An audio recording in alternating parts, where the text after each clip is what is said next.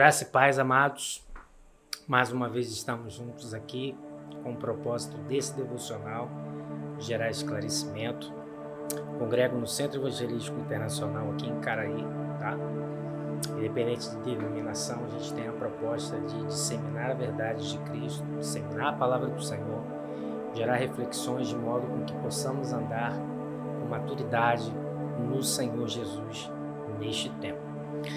O tema deste devocional de hoje é Restaurados para Recomeçar, cujo texto base se encontra em Salmos, capítulo 126, que diz assim, é bem pequeno, composto por 6 versículos. Vamos lá. Quando o Senhor trouxe os cativos de volta a Sião, estávamos como os que sonham. A nossa boca se encheu de riso e a nossa língua de cânticos de alegria. Então se dizia entre as nações, grandes coisas fez o Senhor por eles. Grandes coisas fez o Senhor por nós, e por isso estamos cheios de alegria. Restaura a nossa sorte, ó Senhor, como as correntes do Neguebe. Os que semeiam com lágrimas, colherão com cânticos de alegria. Aquele que leva a preciosa semente, andando e chorando, voltará com cânticos de alegria, trazendo consigo os seus feixes. De Salomão. Bom, o ambiente desse capítulo de Salmos, ele trata justamente um ambiente de muita alegria. O texto está falando de alegria, que eles tinham acabado de serem restaurados à sua pátria, repatriados, voltaram a Sião, né? Capital ali de Jerusalém, é um monte, uma colina ali, exatamente perto de onde foi construído o Templo de Jerusalém. Então, Sião aqui representa para eles um regresso, um retorno, a repatriação. Por isso o texto está falando de alegria. Mas o ambiente em que é escrito esse livro, ele tem uma reportação. Que reportação é essa? O exílio babilônico. Então a gente tem que entender qual o ambiente que proporcionou essa reflexão ao povo judeu. Ora, eles estão alegres após passar um período de muita amargura, de muita tribulação, de muita dor, de cativeiro na Babilônia. Interessante que quando eles chegaram na Babilônia, eles pensaram que o Deus Yahvé, que era o Deus judeu, tinha perdido para o Deus babilônico. Mas na Babilônia há uma reflexão existencial. Em toda a sua existência eles pensaram, peraí, fomos nós quem perdemos, fomos nós quem erramos, fomos nós quem fracassamos. Então essa reflexão é feita no ambiente babilônico.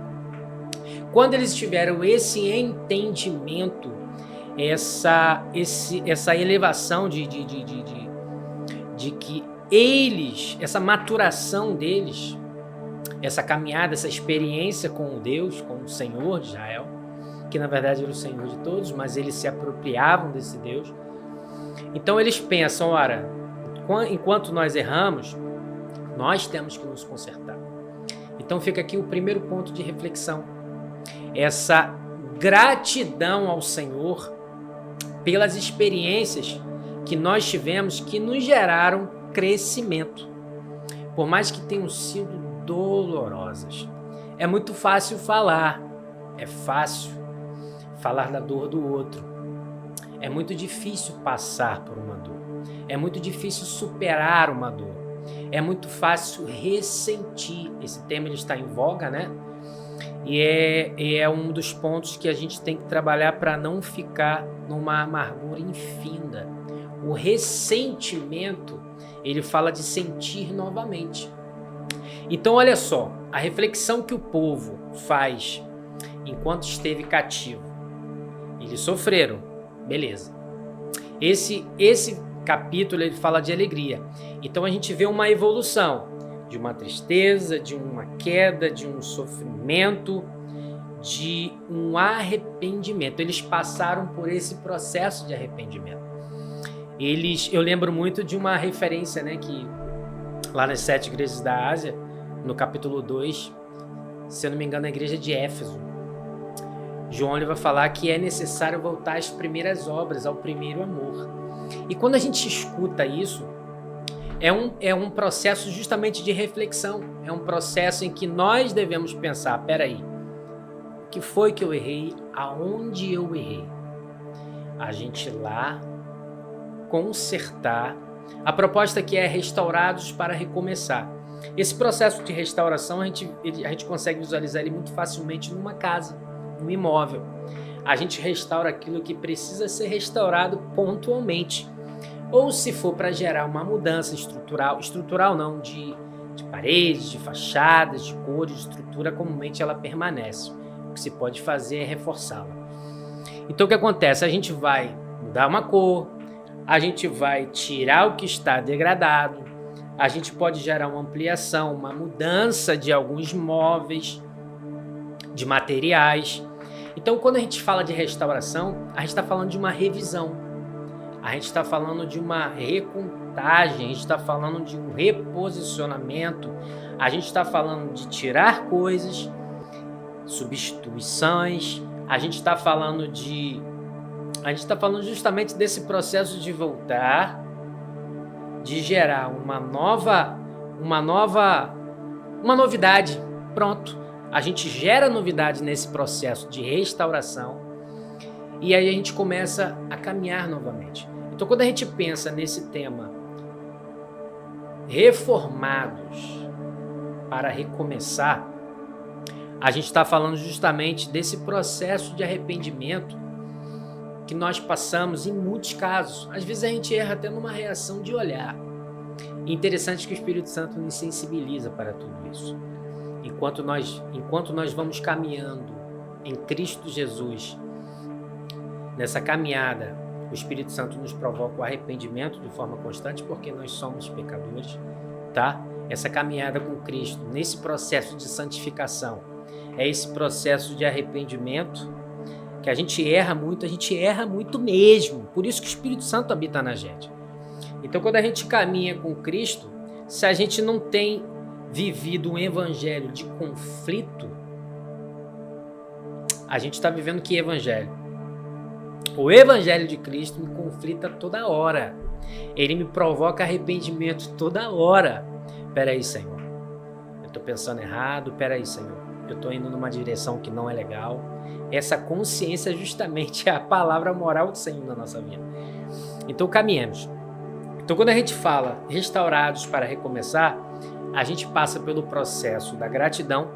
Quando a gente olha para trás e vê que Cristo ele nos perdoou, Ele nos restaurou, Ele nos lavou, Ele nos reconciliou, justificou, redimiu.